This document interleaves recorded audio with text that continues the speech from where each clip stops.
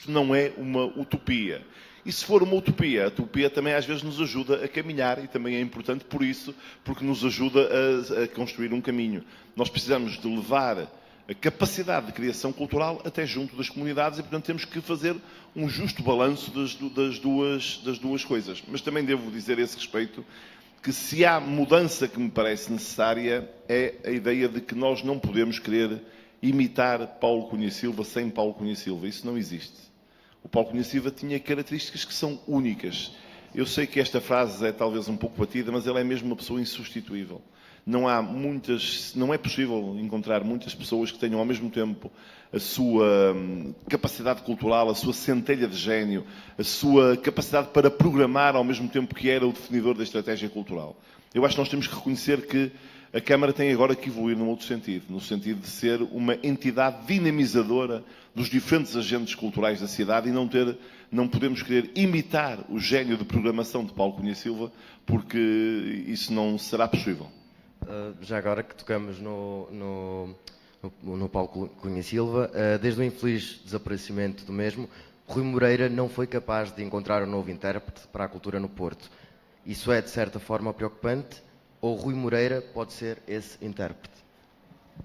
Eu prefiro concentrar-me nas nossas propostas do que estar aqui a fazer análises à atitude dos outros. Eu ainda, quando o Paulo morreu, no final de 2015, achei aceitável a ideia de não se nomear um novo vereador para a cultura e de ser o Presidente da Câmara a assumir essa função. Isso era compreensível no mandato anterior.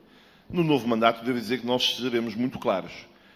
Quando eu for Presidente da Câmara Municipal, como espero, haverá um vereador com o pelouro da cultura. Haverá pelouro da cultura e um vereador com o pelouro da cultura. A cultura tem dignidade suficiente para ter alguém que é o rosto dessa política na cidade e o Presidente da Câmara tem outras responsabilidades que não são as de ser responsável por cada pelouro. Felizmente, na nossa lista, como se vê pelas pessoas que aqui estão, pela Maria João Castro, pela Adélia Carvalho, pelo Richard Zima e por outras que não estão, deixem-me fazer aqui uma referência ao Odete Patrício, que foi durante um quarto de século a diretora executiva da Fundação de Serralves e que só não está aqui hoje porque não está no Porto, mas que nos ajudou muito, aliás, a preparar toda a área da cultura do nosso programa eleitoral. Nós temos muito por onde escolher para termos um vereador que seja o rosto político da cultura na cidade, como foi o Paulo Cunha Silva, com um estilo necessariamente diferente. Obrigado, Manuel Pizarro. Se calhar agora vou passar para Maria João Castro. Portanto, qual o papel que a cultura pode desempenhar como elemento de coesão social na cidade? Isso é muitíssimo importante. A cultura, aquilo que a Adélia disse, ajuda a tornar uma cidade mais justa. E uma das coisas, para quem conhece o Porto, que é muito visível, é uma enorme desigualdade que ainda existe, que é, antes de mais, uma desigualdade económica, mas que depois se, digamos, reflete no acesso que determinados grupos têm à fruição cultural e à participação nessa mesma cultura. E, portanto, a Câmara do Porto tem aí um papel muitíssimo importante, como o Manuel Pizarro disse, como catalisador, dinamizador, um comum pivô de criar, digamos, sinergias com diferentes instituições que o Porto tem e que são muitas.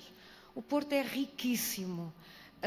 Não são apenas os imensos teatros, que mesmo alguns que não são da dependência direta da Câmara, mas com os quais nós podemos ter um diálogo, mas também instituições do ensino secundário e do ensino superior ligadas com as artes. Nós temos a Academia, nós temos o Ballet Teatro, nós temos a ESMAI, a que eu pertenço do ensino politécnico, nas áreas do teatro, portanto da música. Ou seja, nós temos instituições e temos que trabalhar com elas para que cheguem às zonas que estão mais, digamos, afastadas. E o Paulo Cunha Silva, já que falamos dele, lançou esse projeto da cultura em marcha, em expansão. Portanto, uma cultura, exatamente como uma cidade líquida, que se derrama por todo lado e que chega aos bairros sociais e que intervém lá e que participa com essas pessoas. E nós temos exemplos que devem ser continuados. como a Orquestra de Bonjoia, onde várias instituições do Porto, públicas e privadas, estou a, por exemplo, lembrar-me da Escola Silva Monteiro, formam jovens para criar uma orquestra. E isto é uma forma de coesão social, de integração social. Portanto, temos que levar a cultura a todo lado, mas pensar também nisto numa forma muito mais articulada.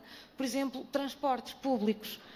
Muitas vezes as pessoas, para terem acesso a Serralves, a Serralves em festa, que transportes públicos têm? E agora que os SQs, aqui os STCP foram, portanto, municipalizados, tem que haver uma política, digamos integrada.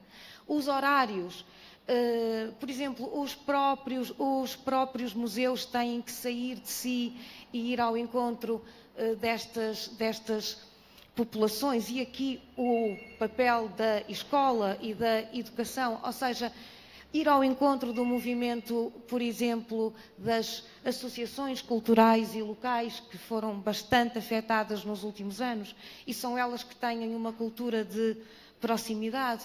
Ir ao encontro, que eu acho que é muito importante, porque o Porto não tem uma identidade, tem identidades.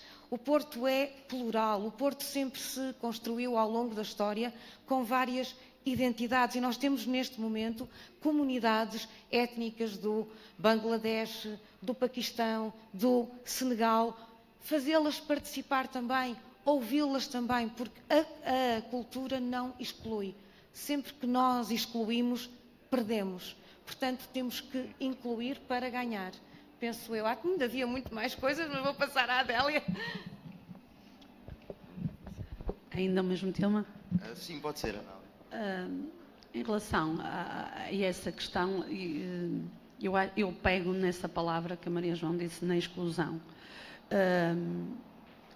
E acho que a cultura tem que quebrar barreiras. Nós temos que realmente conseguir chegar a toda a gente. E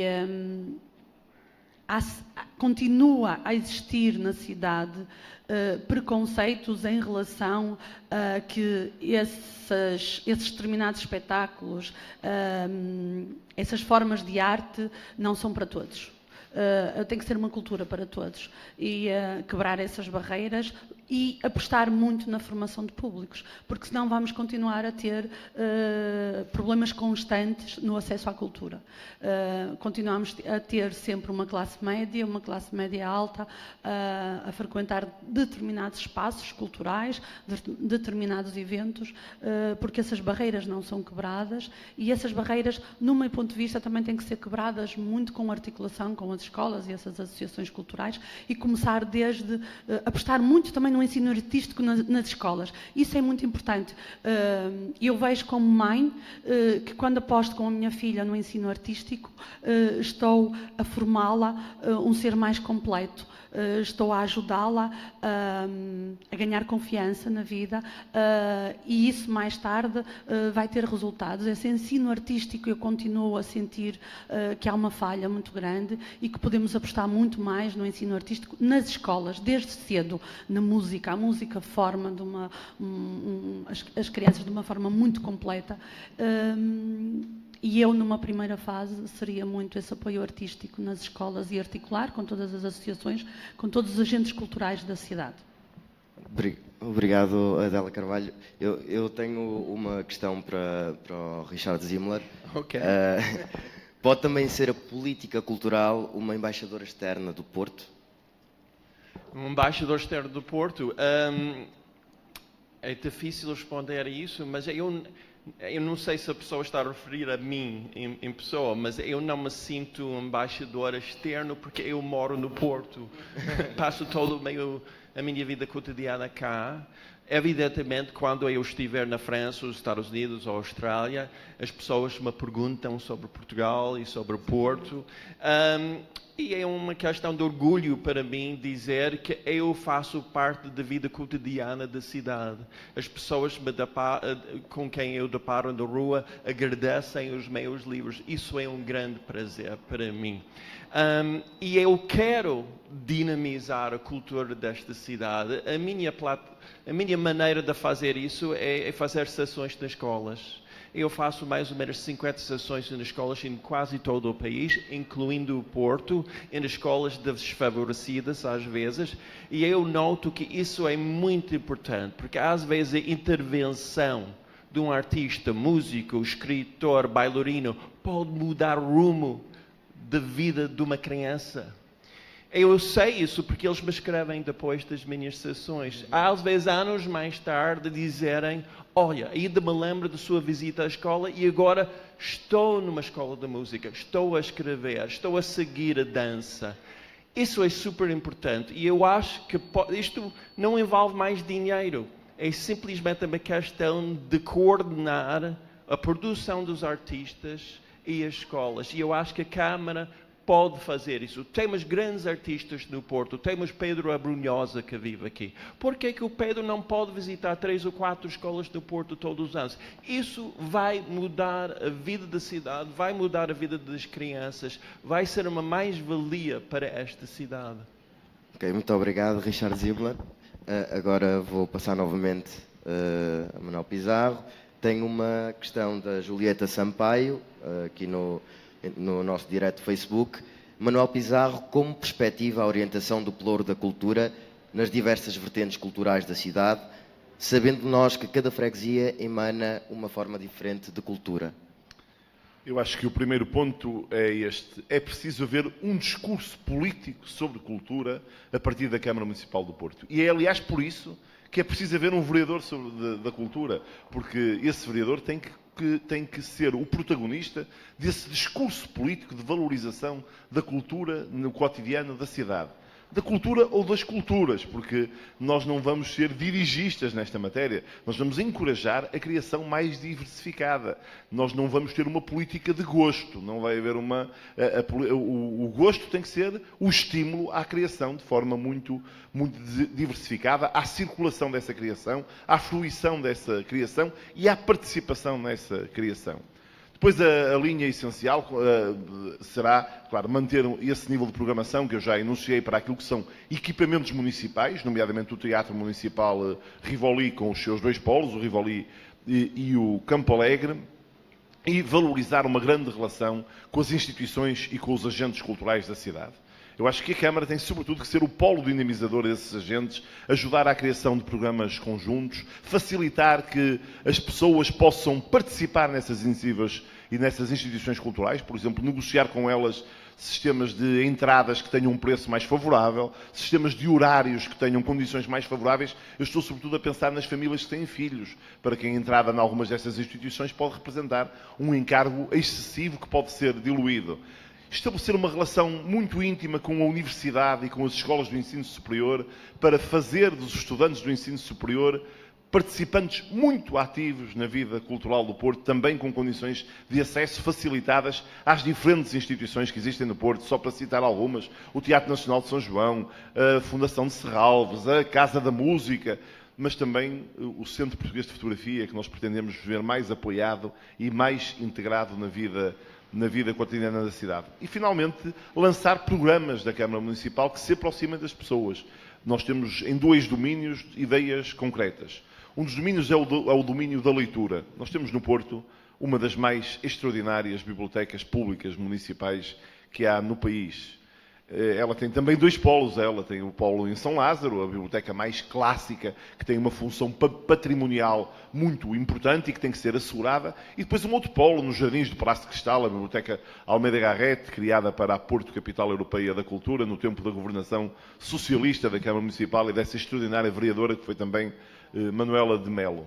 Mas nós precisamos de potenciar a ação da biblioteca. A biblioteca precisa em São Lázaro de um novo edifício. e nós temos que tratar com o arquiteto Souto Moura da revisão e da atualização do projeto de ampliação desse edifício, que não poderá deixar de perspectivar uma biblioteca para o século XXI, cheia de novas tecnologias e de novas possibilidades para captar novos públicos para a leitura, mas também a descentralização da leitura. Nós chamaríamos este programa, enfim, isto não é ainda o nome, mas vamos pôr o Porto a ler. É a ideia política, vamos pôr o Porto a ler. Vamos, a partir da Biblioteca Municipal, irradiar um conjunto de pequenas bibliotecas itinerantes que possam levar aos bairros, às escolas, o hábito da leitura. A leitura faz parte da nossa capacidade de nos libertarmos. Cada um de nós fica melhor quando lê, fica mais inteligente, fica com outra capacidade crítica, fica um cidadão mais completo, e a promoção da leitura em toda a cidade do Porto será o objetivo deste programa. E, por outro lado, difundir o ensino da música em todas as escolas do ensino básico. Nós temos experiências absolutamente extraordinárias. O que se passa com o projeto Música para Todos na Escola do Cerco do Porto é uma lição que nós temos que aprender e temos que ampliar. A música ajuda o percurso escolar das crianças, ajuda ao seu desenvolvimento pessoal, ajuda à integração das famílias com a escola, esse tema tão importante, e nós precisamos que em muito mais escolas haja ensino organizado da música, e é possível obter financiamento, quer financiamento da Câmara do Porto, quer financiamento dos fundos comunitários, para este programa. A música pode fazer mais pela coesão social do que muitos programas que são aparentemente destinados à coesão social. Obrigado, Manuel Pizarro. Agora uma questão do José Carlos Ferraz Alves, aqui no nosso direto. Como analisam a recente aquisição pela Câmara Municipal do Porto, exercendo direito de preferência do Teatro Sá da Bandeira, e como será integrado no domínio da política cultural de cidade? O Partido Socialista apoiou o exercício do direito de preferência sobre o Teatro Sá da Bandeira. Vejamos o que é que estava em causa. O Teatro Sá da Bandeira não estava classificado como equipamento cultural e muito menos como imóvel de interesse público. E no momento em que a sua venda é anunciada, havia um risco. O risco de que o comprador, com legitimidade, porque nós vivemos num Estado de Direito, fizesse do Teatro Sá da Bandeira um novo hotel. Se o adquirisse, ninguém o podia obrigar a manter aquela função. Portanto, desse ponto de vista, foi uma boa atitude para proteger o património do Porto e um equipamento cultural no centro do Porto, a decisão da Câmara de comprar o Sá da Bandeira. Ela foi, aliás, aprovada por unanimidade na Câmara e na Assembleia Municipal. Coisa diferente é o que fazer com o Sá da Bandeira.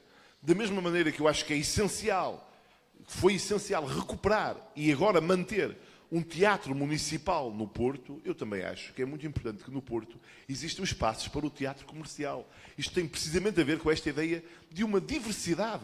Nós não podemos ter uma política de gosto único, temos que encorajar que na cidade se mantenham atividades diversas. Do nosso ponto de vista, está bem que o Teatro Sá da Bandeira continua a ser um espaço para o teatro comercial. Porventura, ele precisa de obras de conservação, de restauro, de melhoria, mas é um espaço com o qual muitas gerações de portuenses se identificam com esse tipo de atividade de teatro comercial, que é também muito útil na nossa sociedade. Vamos agora para as últimas questões.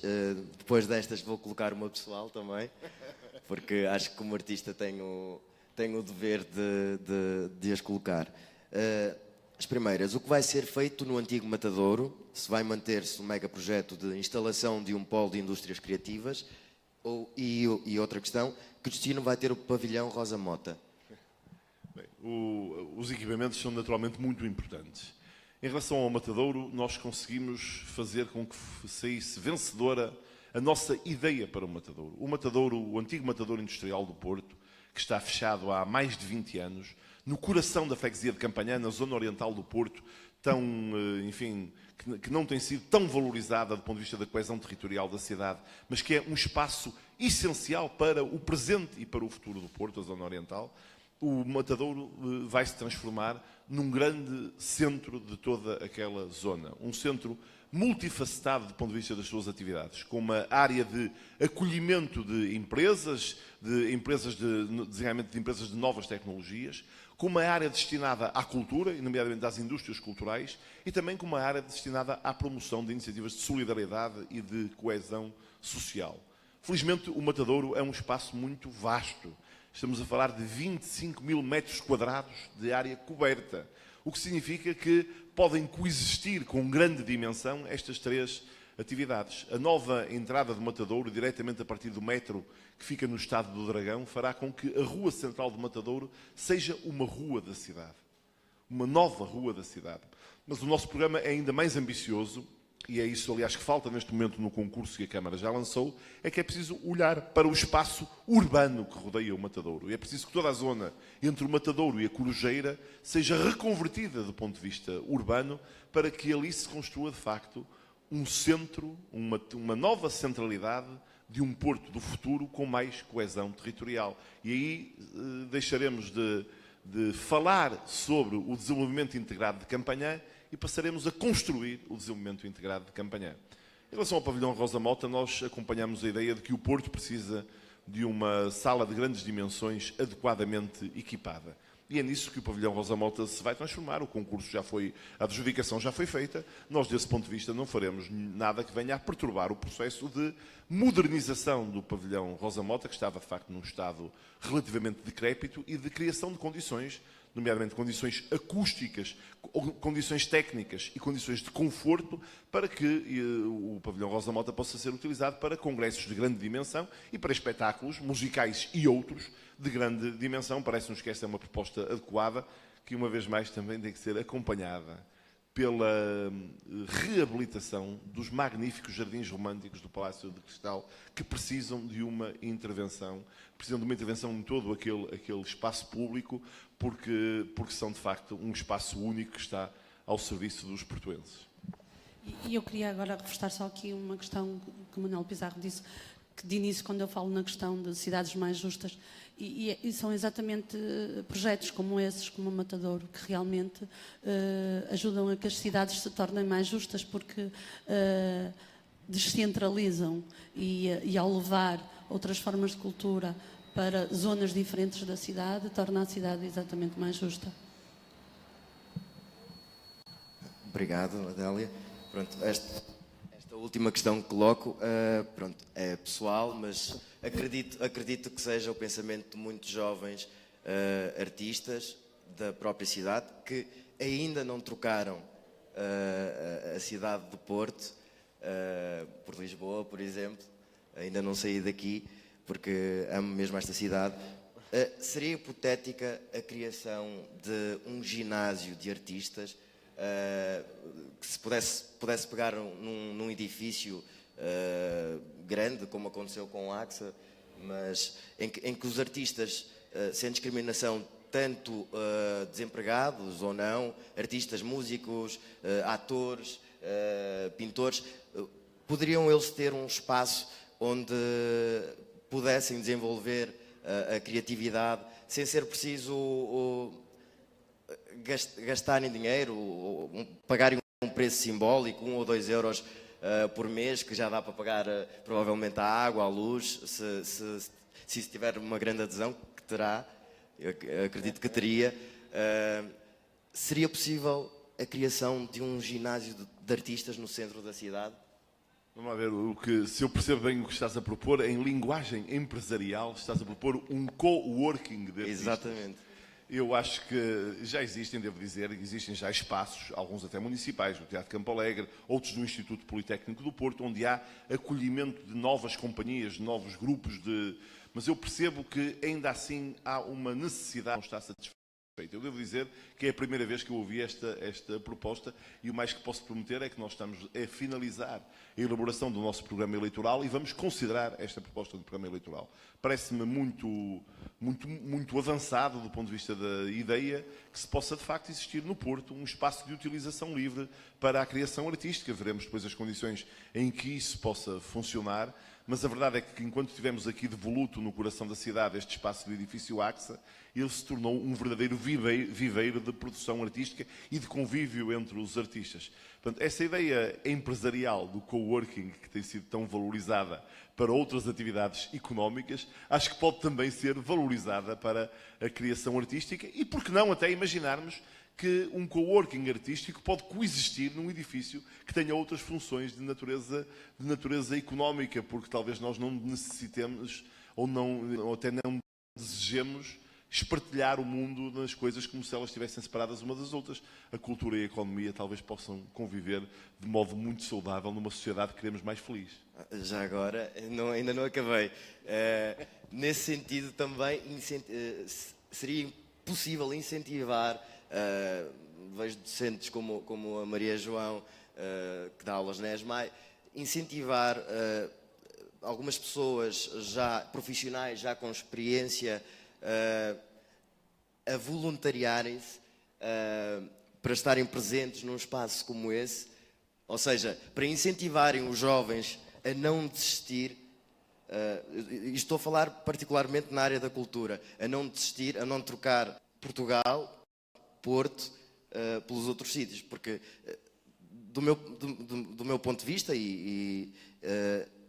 a minha ideia seria, por exemplo, neste momento, viajar, ir para sítios como Espanha, França, Inglaterra, Estados Unidos ou Brasil. Eu sou ator. Porque não vejo como é que posso se ingrar aqui. Mas gostava de se ingrar aqui. Ou seja, gostava que tivesse a mesma oportunidade que muita gente tem. Porque existe muita burocracia no que diz respeito ao acesso, tanto portanto, Rivoli, Campo Alegre, ao Teatro Municipal do Porto. A quem é que pertence? Se pertence a nós, a todos, se pertence a alguns, a quem tem mais facilidade de aceder a...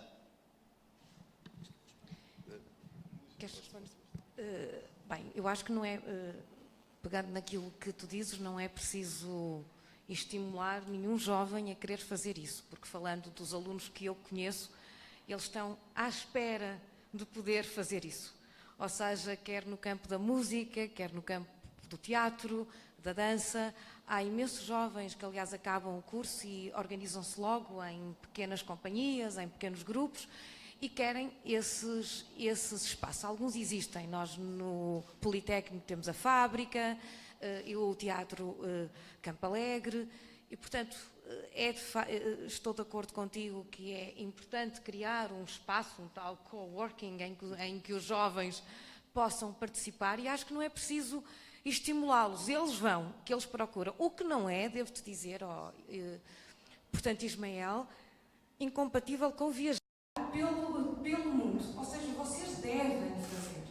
Vocês devem procurar outras experiências e depois voltar para cá com essas experiências mais ricas. O Porto, há bocado, quando falamos do Porto como embaixador, o Porto, eu agora vou puxar um bocado para a história, o Porto, a marca do Porto foi sempre ser local, que é uma palavra que eu gosto muito. Ou seja, ter a sua identidade, trabalhá-la, as suas identidades, mas abrir-se sempre ao mundo. Local. Ou seja, a cultura é local e é global. Portanto, nós temos que sair para depois poder voltar e trazer outros artistas. E o Porto, para além do centro histórico, que é de facto património mundial, nós esquecemos disso. E esquecemos que há um turismo cultural e que há uma procura pelo Porto, quer por Serralves, quer pela Casa da Música. Existem pessoas que vêm de propósito ao Porto para ver a Casa da Música, para ver Serralves, e, portanto, nós temos que estimular essa, portanto, dimensão internacional, para que os nossos artistas jovens também vão lucrar, portanto, com isso. Agora, não é fácil aqui, nem é fácil em nenhum sítio do mundo. Nós às vezes achamos que lá fora é sempre mais fácil do que aqui. Não, quando a gente conhece o que se passa em Espanha, portanto, Inglaterra, os artistas também se queixam da dificuldade de acesso aos...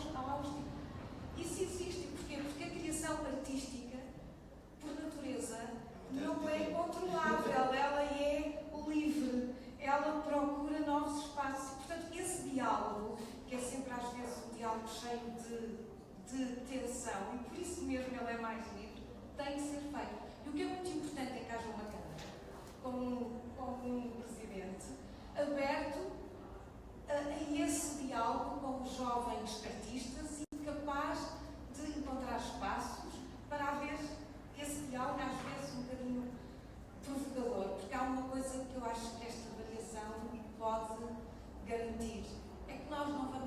nunca incomodados com a provocação artística, não. Vamos sempre saber, portanto, responder a isto de forma livre, porque, mais uma vez, é a cultura que nos torna mais livres. Ninguém aqui ficará chocado com o humor de ponto e digamos, com muito humor, dar uma resposta a estas provocações. Obrigado, Maria João Castro. Já excedemos o nosso tempo. Vou passar agora à Adélia Carvalho, que quer dizer alguma coisa. Não sei se o Richard Zimmer também. Eu, em relação à tua questão, eu acho que eu percebo, porque também formação cultural na cidade e percebo os jovens que acabam de sair das escolas de teatro, de música e cheios de ideias e vontade de trabalhar e o acesso nem sempre é fácil e como disseste, muitas vezes sentem que são sempre os mesmos a chegar lá e a cidade tem que estar mais atenta a isso.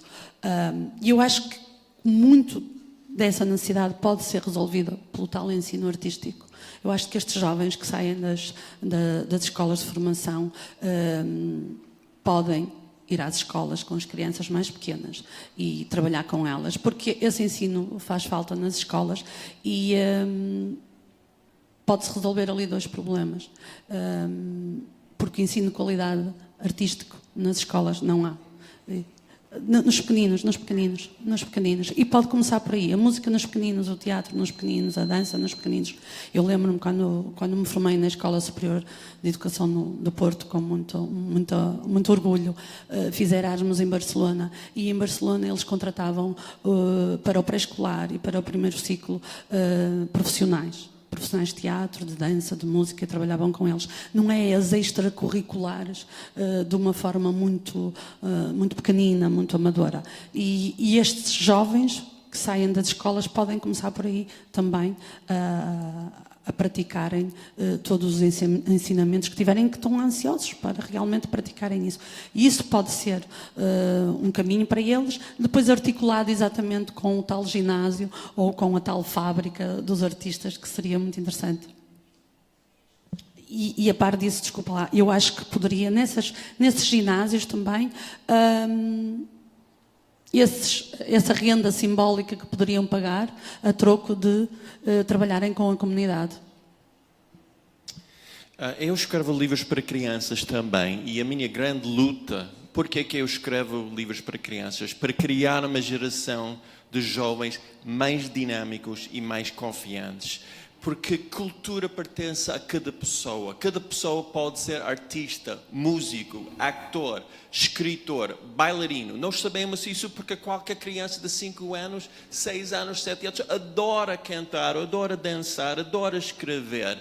Agora, a dificuldade é manter essa curiosidade, essa criatividade nos adolescentes. E essa é a minha grande batalha. E a Câmara pode ser um dinamizador, uma grande ajuda, não com dinheiro, mas com marketing, com programas, com coordenação, com articulação, para criar uma nova geração de portuenses cada vez mais confiantes e dinâmicos.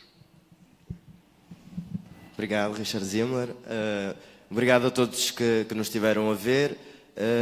Peço desculpa às questões que, entretanto, chegaram e ainda não foram respondidas. Provavelmente vão ser respondidas depois. Pronto, não sei se o Manuel Pizarro quer dizer mais alguma coisa. Eu acho que o Richard Zimmer acabou muito bem este programa. Vamos ajudar a criar uma geração de portuenses ainda mais confiantes e ainda mais capazes de liderar este Porto do futuro. Muito obrigado, então, e até a próxima quinta às 11h.